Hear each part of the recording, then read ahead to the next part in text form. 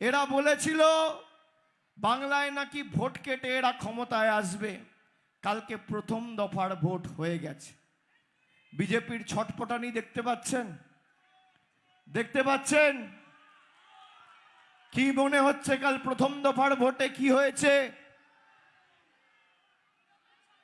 কি হয়েছে?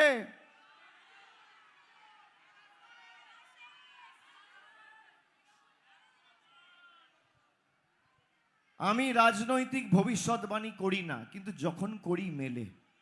আপনারা দেখেছেন 21-এও মিলেছে, 24-এও মিলেছে, 26-এও মিলবে।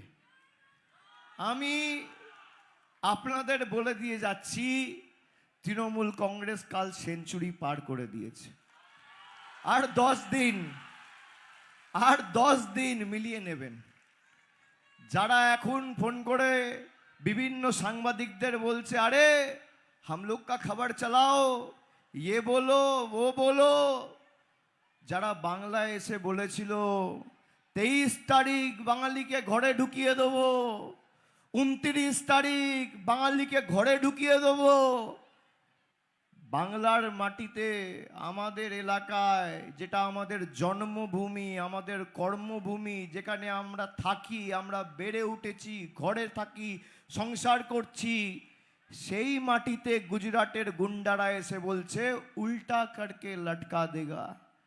আমি খালি স্বরাষ্ট্রমন্ত্রীকে বলেছিলাম গরম বেশি পড়ছে, মাথা ঠান্ডা রাখুন, জল বেশি করে খান।